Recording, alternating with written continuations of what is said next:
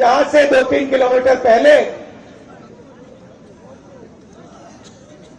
20-25 BJP के कार्यकर्ता नेता झंडा लिए हमारी बस के सामने आ गए।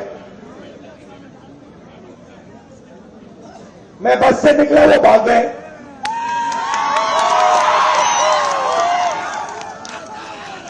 मतलब क्या समझ रखा है इन लोगों ने कि कांग्रेस पार्टी बीजेपी के कार्यकर्ताओं से, आरएसएस के कार्यकर्ताओं से डरती है क्या? ये कौन सा सपना देख रहे हैं?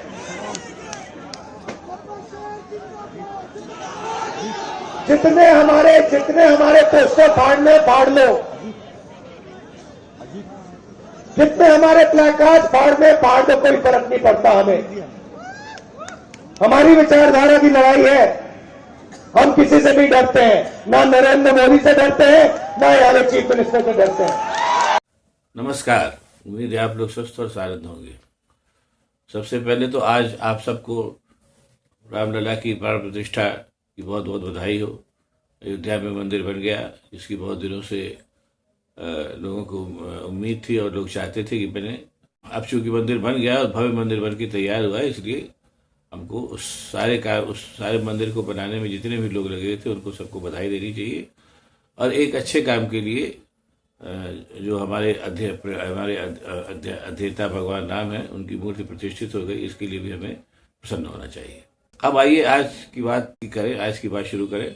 आप सबको मालूम ही है कि इस समय राहुल गांधी की यात्रा चल रही, न्याय यात्रा, जिसमें वो तमाम मुद्दों को लेकर के इस समय मणिपुर से लेकर के और मुंबई तक के लिए निकले हुए हैं। उसी क्रम में वो पहुंचे हुए हैं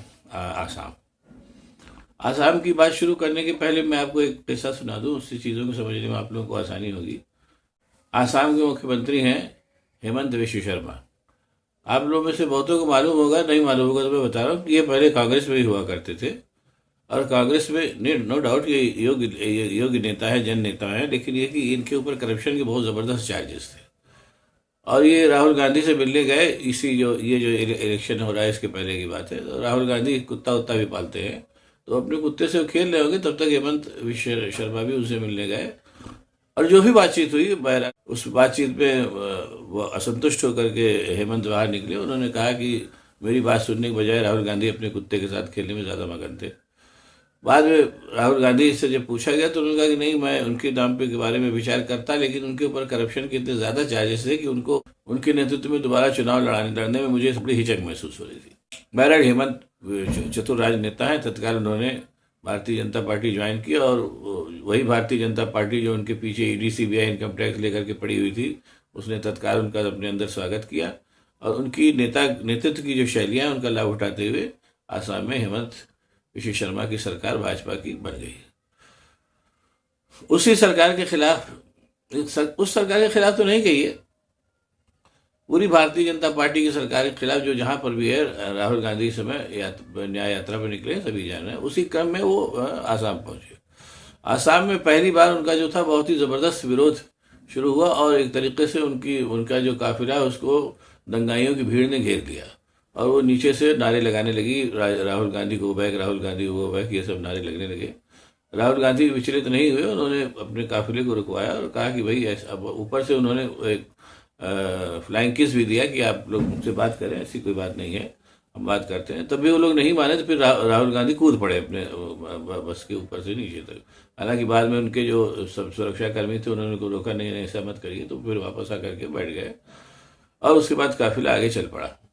लेकिन काफिला जैसे आगे चल पड़ा वैसे फिर जो है वो जो सब दंगाई थे वो उनके पीछे पीछे चल पड़े और तरह तरह के आपत्तिजनक नारे लगाते रहे। ये बात जाहिर सी बात है, ऐसी बातें तत्काल जानन फानन पहुंच जाती हैं, दिल्ली तक भी पहुंची और वहां से क्या नाम है जो मल्लिकार्जुन खड़गे साहब हैं, उन्होंने भी बहुत कस फटकार लगाया। उनका ये ठीक नहीं है, जो जा रहा है काफिला लेके जाने दीजिए, इस तरीके से उसको कुछ नहीं करना ठीक नहीं है।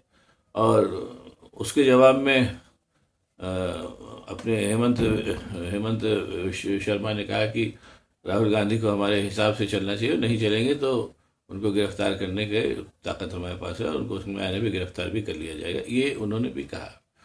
ठीक है, वो सब अच्छी बात है।